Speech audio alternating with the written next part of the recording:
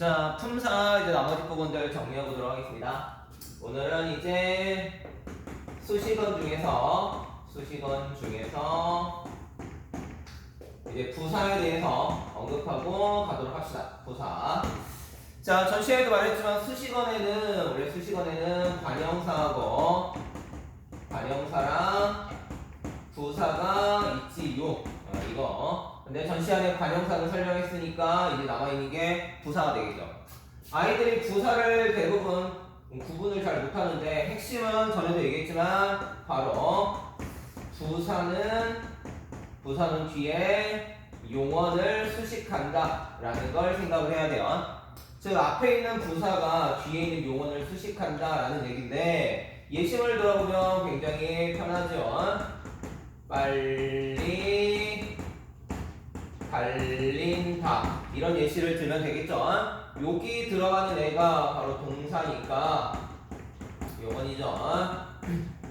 그러니까 앞에 있는 빨리가 얘를 수식하게 되죠. 그러니까 얘가 부사구나 라는 걸 알 수가 있죠. 이해되시죠? 자, 그런데 얘는 특징이 좀 있어요. 부사는 특징이 좀 있습니다. 기억을 하세요. 자, 첫 번째 뭐가 되느냐? 부사는 관형사하고 좀 다릅니다. 왜 다르냐? 잘 생각해 보세요. 부사는 보조사의 결합이 가능합니다. 뭔 말이냐? 관형사 같은 경우는 격조사도 결합이 안 되고 보조사도 결합이 안 돼요. 근데 부사는 격조사는 결합이 안 돼요. 예를 들어볼게요. 빨리라는 부사가 있는데 여기에 가를 결합할 수는 없어요. 이 가가 뭔지 알죠? 이게 바로 주격조사죠. 주격조사. 자, 이거는 결합할 수가 없어요. 근데 이 자리에 빨리는 이라고 하는 건 결합이 가능합니다. 이 는이 바로 뭐가 되죠? 보조사가 되는 거지요. 이해되시죠?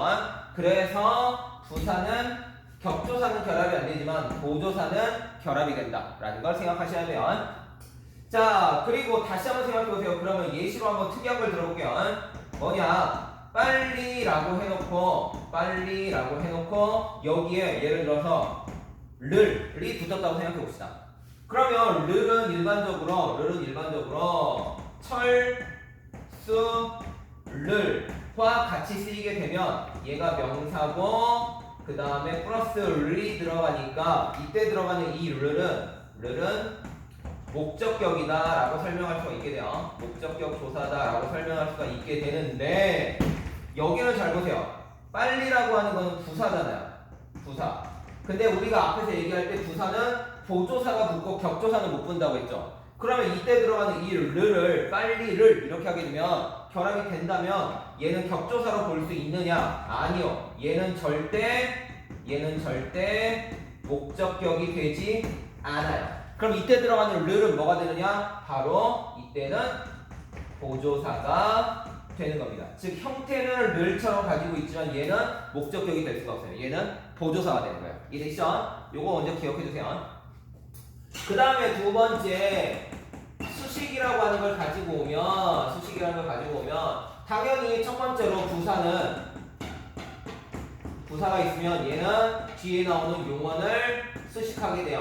아까 예를 들었죠? 빨리 이런 부분이요. 그래서 빨리 달린다 이런 케이스가 되죠. 근데 두 번째 케이스는 특이해요. 바로 뭐냐? 부사가 다시 뒤에 부사를 수식하기도 합니다. 예를 들어 보면 아주 빨리 달린다 라고 하게 되면 아주가 뒤에 있는 빨리를 수식하게 되는 거죠. 이러면 부사가 부사를 수식한다고 말할 수 있게 돼요. 이해되시죠? 세 번째 특이한 것도 있어요. 부사가 심지어는 관형사도 수식해요. 관형사도 수식할 수 있어요. 어떻게 하느냐?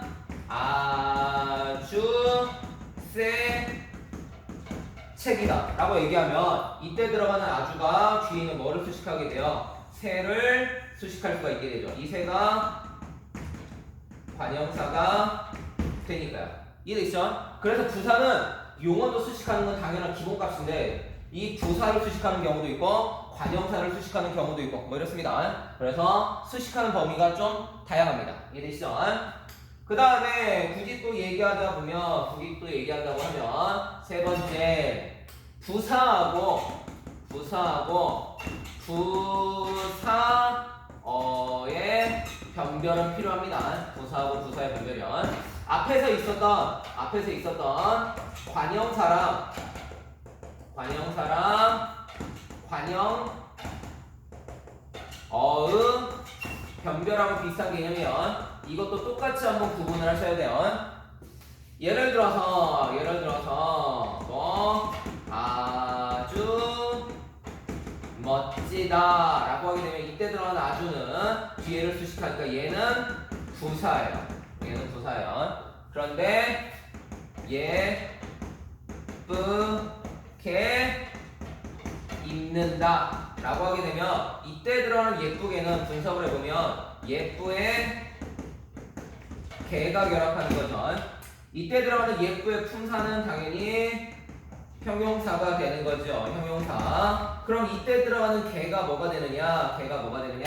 앞에서 예시로 들었었던 예를 들어서 멋진 사람처럼 이 멋지다도 멋지다에다가 관형사형이 니은을 넣었던 거잖아요. 그래서 뒤에 있는 사람이라는 명사를 수식하게 되는 거였죠.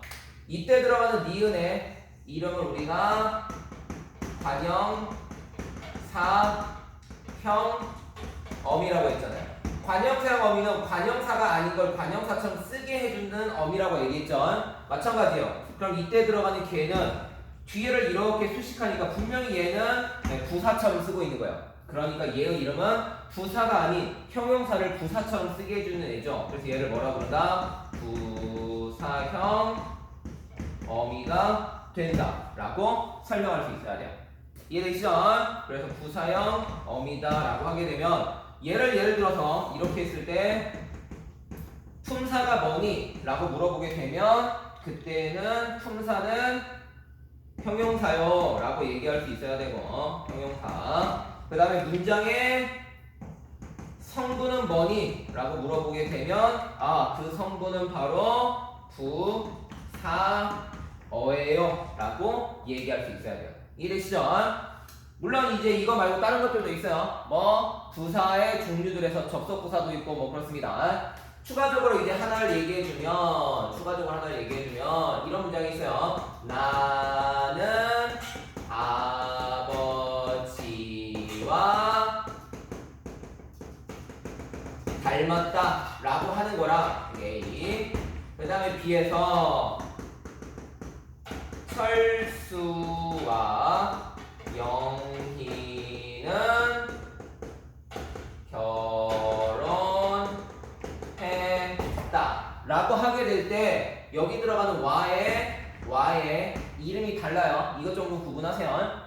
이때 들어가는 와는 뒤에 닮긴 닮았는데 도대체 누구와 닮았는지를 설명해 주는 거죠. 그래서 이때 들어가는 와는 누구와 닮았는지를 설명해 주는 비교 부사격 조사라고 얘기를 꺼내요. 그리고 이때 들어가는 와는 문장을 이어주는 거예요. 그래서 철수가 결혼했다.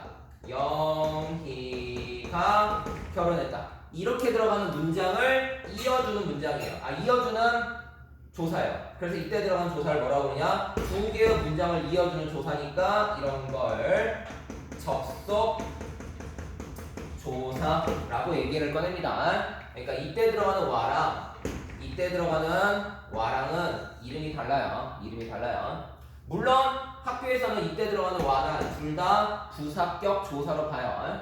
접속 조사도 부사격이 들어갑니다. 자, 구분 정도는 하세요. 이때 들어가는 와의 이름은 접속이라고 부르고 이때 들어가는 와는 비교 부사격이에요.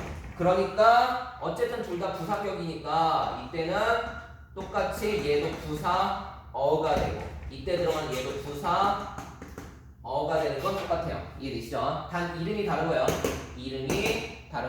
이해되시죠? 됐습니다. 이 정도로 하시면 부사에 대한 기본 뼈대들은 완료가 되는 겁니다. 좀 기억하고 있으세요?